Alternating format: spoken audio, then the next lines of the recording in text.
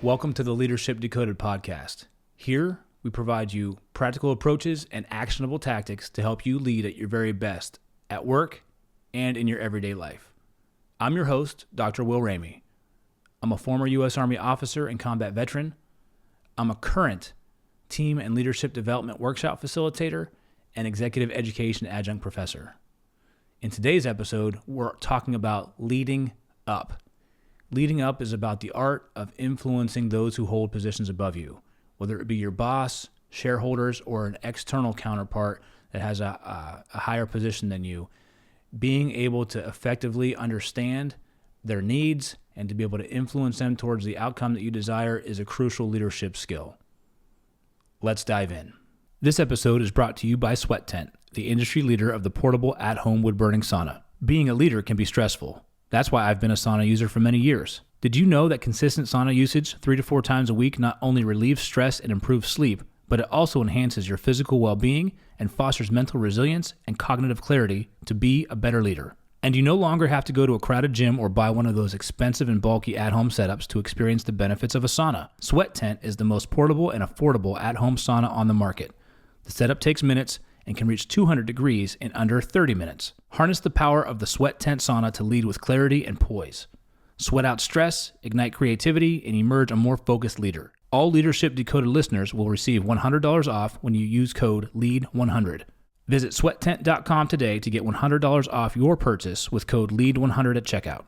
Again, that's sweattent.com to get $100 off with code LEAD100. Sweat Tent, improving your ability to lead at work and in your everyday life. This episode is brought to you by Fit AF. As a leadership coach, I understand the importance of fueling both body and the mind. Balancing coaching sessions, workshops, and personal development can be demanding, and that's where Fit AF steps in. Fit AF offers an ever-changing menu crafted by top chefs and nutrition experts to ensure you're getting the best quality meals. Their diverse selection caters to various dietary preferences and needs, including keto, paleo, vegetarian, vegan, gluten-free, and more. As a valued listener, enjoy an exclusive offer. Get 20% off your first order of 7 meals or more by using code LEADER at checkout at fitafnutrition.com. Again, that's code LEADER for 20% off your first order of 7 meals or more at fitafnutrition.com.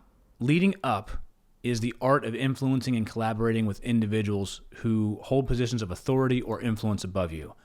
If you work in an organization, you have a boss. If you work with clients, they are someone that you want to treat with a position of authority because you're trying to gain their work. If you have shareholders, if you have a board of directors, if you have a C-suite, everybody has somebody who holds a position above them, unless you're your own boss, which in case you may not.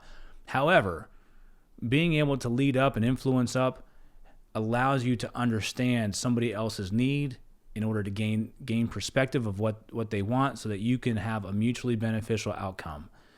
It involves building strong relationships, being able to understand the goals and priorities of those above you, and aligning your efforts to help support their vision.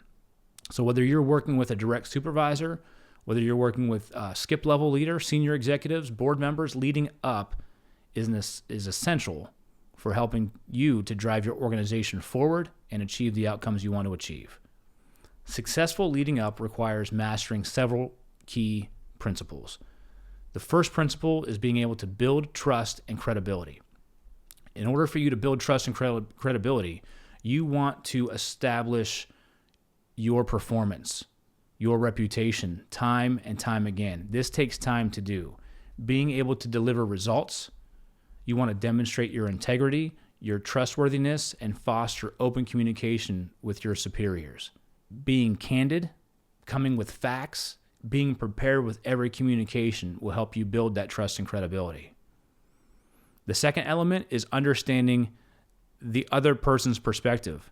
Gaining perspective is difficult.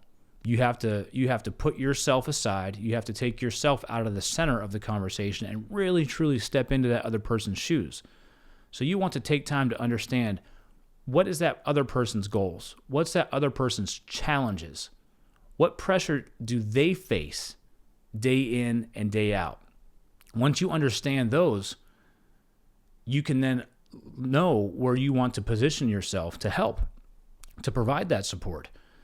So being able to listen with empathy, put yourself in their shoes, understand more about them will help you tailor your approach and influence upwards.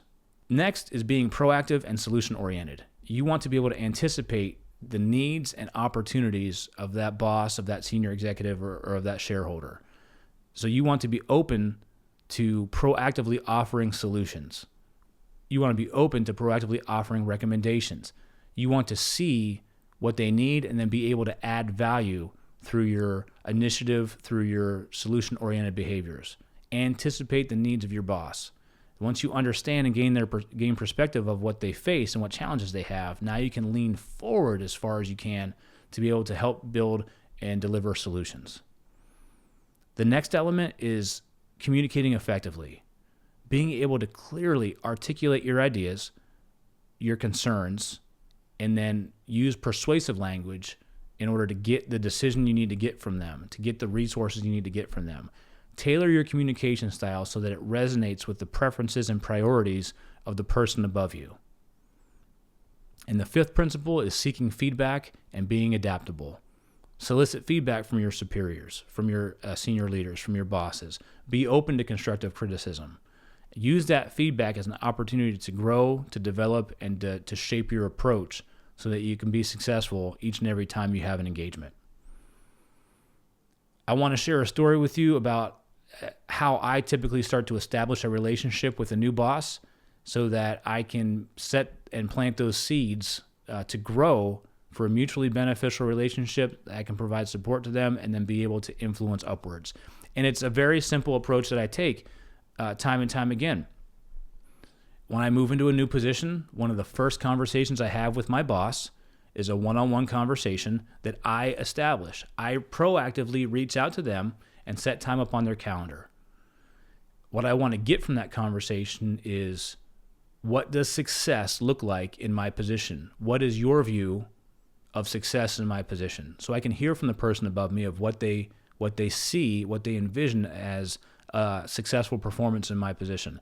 Now, I'm not talking specific elements. I'm not talking specific KPIs we have to meet. What I want to get into is, what does success feel like? What does success look like in this position? Then I get into, what are the challenges they currently see across the organization, not just within my team that I'm now responsible for leading, but across the organization. So I get both. What that helps me understand is their view from the top down in and their view from the top across the organization. So now I'm starting to open my aperture and understand and see things from their perspective across the organization, which will help me shape what we need to do to perform and contribute, and where I can work left and right with my peers to help achieve the goals and outcomes that my boss sees across the entire enterprise. I also, in that meeting, spend time to understand how they like to communicate. I ask them, what's your preference on communication? Do you prefer a weekly update, regular recurring? Do you prefer a daily check-in? Do you prefer email, one-on-one, pop-in? Understanding how they pulse check their day and what their battle rhythm is, so to speak, and where can I inject in that so that I keep them fed, I keep them informed on how they like to consume information and data. With those three things, what does success look like and feel like? What's your views on the organization's challenges down and in and left and right? And how do you like to consume information?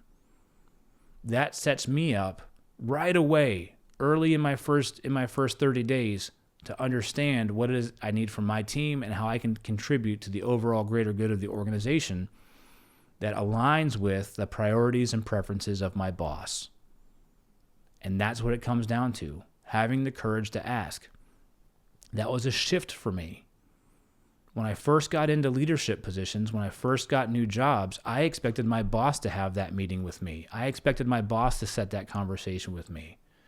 And what I typically got from my boss was, welcome to the new department. Here's what we do here. Here's the KPIs you'll be measured against.